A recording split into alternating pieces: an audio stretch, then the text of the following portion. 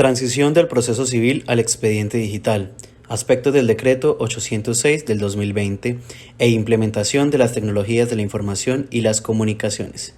Clase de actuación judicial, especialización en Derecho Procesal Civil, Universidad Externado de Colombia. Este grupo está conformado por Barbosa Tinoco Laura Catalina, Ladino Quintero Brigitte Lisset, Moreno Cano Juan José y Suárez Moros William Andrés. El Decreto 806 del 2020. El día de hoy, en este video, vamos a abordar de manera resumida el Decreto 806 del 2020. Empecemos. Este decreto se expidió con el fin de que los procesos se puedan tramitar en la mayoría de los casos virtualmente y con ello garantizar el acceso a la administración de justicia, el derecho a la salud y al trabajo de los servidores judiciales, litigantes y de los usuarios. El objeto del decreto es implementar el uso de las tecnologías de la información y las comunicaciones en las actuaciones judiciales. Asimismo, agilizar el trámite de los procesos judiciales. Adicionalmente, este decreto pretende flexibilizar la atención a los usuarios del servicio de justicia y la reactivación de las actividades económicas que dependen de este. El Decreto 806 es un decreto complementario al Código General del Proceso. Es por ello importante tener claridad de los siguientes puntos. Primero, los poderes. En el artículo 5 del Decreto 806 del 2020 se establece que los poderes especiales para cualquier actuación judicial se podrán conferir mediante mensajes de datos. Los mensajes de datos es toda información generada, enviada, recibida a través de medios electrónicos. Estos son el Internet, el correo electrónico, el telegrama o un texto transmitido por un teléfono celular, etc. Los poderes que se confieran a través de mensajes de datos no requieren firma manuscrita o digital. Con la sola antefirma se presumirá auténtico. Tampoco requerirá de ninguna presentación personal o reconocimiento. Sin embargo, sí será necesario que se indique expresamente la dirección de correo electrónico del apoderado y esta debe coincidir con la inscrita en el Registro Nacional de Abogados. Asimismo, establece que los poderes que sean otorgados por las personas inscritas en el registro mercantil deberán ser remitidos desde la dirección de correo inscrita para recibir notificaciones judiciales. Transición, expediente digital y notificaciones. El Decreto 806 de 2020 optimizó las normas que existían en el Código General del Proceso para la aplicación de las TICs en los asuntos, al punto que en el artículo 4 estipuló la forma en que se le debe el tratamiento de los expedientes híbridos y electrónicos, entendiéndose los híbridos como aquellos que nacieron a partir de físicos que fueron digitalizados y se convirtieron en electrónicos, y los electrónicos son aquellos que no ha existido nunca un material físico, por lo que siempre han sido electrónicos o digitales.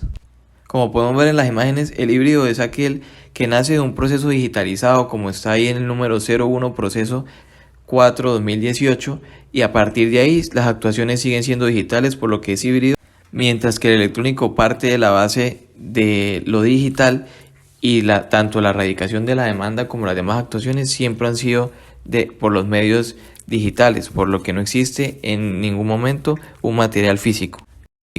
Para el tratamiento de dichos expedientes, el Consejo Superior de la Judicatura creó el protocolo para la gestión de documentos electrónicos, que se basa en 4 pilares. Primero, la producción, en el que parte de la base que todos los documentos que componen el expediente deben ser en PDF y que pueden ser creados por la digitalización, como explicábamos, los físicos que se pasaron a digitales siendo escaneados, o recepción en correos, que pueden ser demandas presentadas por las partes o los generados en el micrositio de la rama judicial previsto para la recepción de habeas corpus o tutelas, precisando que los creados por los funcionarios como jueces o secretarios deben ser firmados por la firma electrónica que les ha estipulado la rama judicial. Ahora, para la conformación del expediente debe ser, como ya dijimos, todos los documentos en PDF que deben estar incluidos en una carpeta con el número del radicado del proceso, y dicha carpeta puede tener series o subseries, siendo la serie el cuaderno principal con el número del radicado y subseries como el de medidas cautelares, demandas acumuladas o demandas de reconvención. El tercer punto es la identificación, que es la clasificación de esos documentos que contiene el expediente, en el que deben estar clasificados con nombres de máximo 40 caracteres y cada palabra con que se inicie debe estar en letra mayúscula, que si contiene alguna fecha debe mantenerse el formato mes, año, día. Finalmente, el control que se hace a través del índice, que es una tabla en Excel en la que se discriminan todos y cada uno de los documentos que comprenden ese expediente, para efectos de que cuando se envía a otra autoridad se tenga el control de los documentos que se enviaron conjunto con los folios que lo componen. Demanda. Los artículos 6 y 8 del Decreto 806 de 2020 adicionaron otros parámetros de estudios para la admisibilidad de las demandas, tales como la necesidad de que, aparte de indicar las direcciones electrónicas de las partes que ya estaba estipulado en el numeral 10 del artículo 82 del Código General del Proceso, debe informarse la manera en que se obtuvo ese canal digital y allegar las evidencias correspondientes, así como el requisito del envío simultáneo de la demanda y sus anexos a la parte convocada. Pues se estipula que si no se solicitaron medidas cautelares y se conocen las direcciones de la bancada demandada, surge la obligación de enviar simultáneamente la demanda y sus anexos a estas para que tengan conocimiento previo a ellas. Luego, si se cumple con este requisito, al admitirse la demanda, la notificación personal se limitará al envío del auto admisorio al demandado.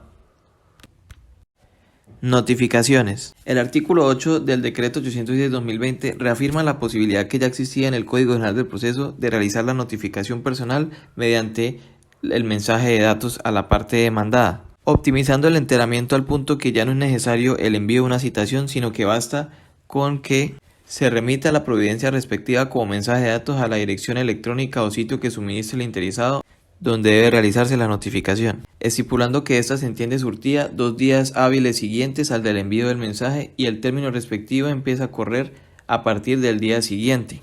Por lo que, según la C-420 de 2020 emitida por la Corte Constitucional, debe demostrarse esa recepción o acuse de recibido en el correo para que comience a correr los términos respectivos. El artículo 9 obligó a las autoridades para que utilizaran el micrositio que tenían establecido en la página de la rama judicial para la publicación de estados, avisos y traslados, por lo que los estados se fijan virtualmente por el secretario sin necesidad de firma en dichos micrositios, así como los traslados a las partes por las fijaciones en lista. Sobre los traslados, el parágrafo de dicho artículo contempla la posibilidad de que si la parte envía por mensaje de datos el memorial del cual debía correrse el traslado a la otra parte, se prescinde entonces de la fijación en lista o el traslado por secretaría que debía surtir la autoridad judicial para el caso concreto. Finalmente, se optimizó el emplazamiento al punto que solo es necesaria publicación en el Registro Nacional de Personas Emplazadas, por lo que se prescinde de las publicaciones en medios escritos que se tenían previstos con el Código General del Proceso. Apelación de sentencias en materia civil y familia. El artículo 14 reafirma la obligación que tiene la parte recurrente de sustentar el medio de impugnación propuesto contra la sentencia en la segunda instancia, pues le otorga un término de 5 días para ello, del que se le correrá traslado a la parte no recurrente por el mismo término para que se pronuncie al respecto, pues en caso de no sustentarse, se considerará desierto el recurso. Como bien sabemos, el Decreto 806 implementa el uso de las TIC en las actuaciones judiciales. ¿Qué beneficios ha traído todo el proceso de implementación de las TIC? La implementación de las TIC ha mejorado indudablemente el acceso a la justicia, superando barreras como la distancia, la falta de conocimiento o información, mediante utilización principalmente de tecnología web para mejorar la relación de las instituciones del sector justicia con los ciudadanos. Otro de sus beneficios fue la descentralización de servicios y procesos, permitiendo así disminuir costos operativos y tiempo, permitiendo que los procedimientos sean más eficaces.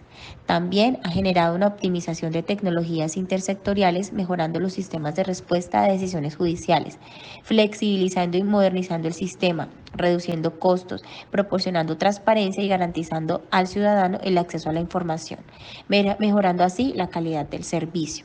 Actualmente es posible realizar búsquedas de procesos vía Internet, acceder a la información detallada de procesos a nivel nacional, notificar vía correo electrónico, así como también se puede acceder a estas plataformas tecnológicas que brindan la posibilidad de garantizar un correcto uso de la información.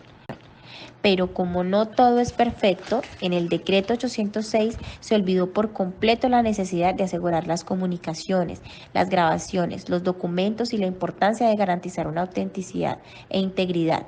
Se dejó de lado la Ley 527 de 1999, la cual ya cumple 21 años en Colombia y permite garantizar a través de mecanismos como la firma digital, la firma electrónica y las estampas cronológicas de tiempo entornos documentales seguros y confiables.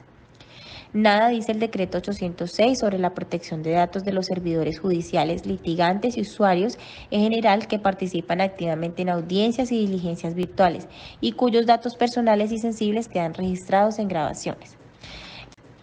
Respecto a las audiencias, el artículo 7 del decreto 806 nos dice que deberán realizarse utilizando los medios tecnológicos a disposición de las autoridades judiciales o por cualquier otro medio puesto a disposición por una o por ambas partes, y en ellas deberá facilitarse y permitirse la presencia de todos los sujetos procesales, ya sea de manera virtual o telefónica.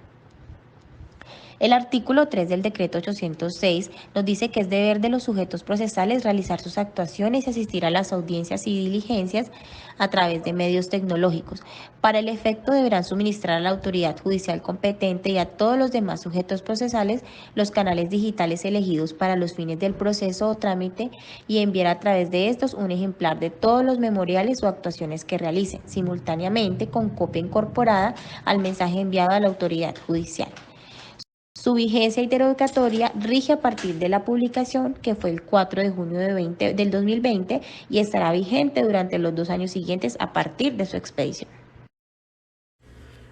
Implementación permanente. El decreto 806 del 2020, así como la correspondiente transición a una denominada justicia digital, nos ha permitido implementar las tecnologías de la información y las comunicaciones, avanzando enormemente en aspectos del derecho procesal civil. Los beneficios son innumerables y han sido mayores que las desventajas, puesto que han facilitado el acceso a la justicia y nos han permitido avanzar años luz en la implementación de los mecanismos informáticos al servicio de la ley.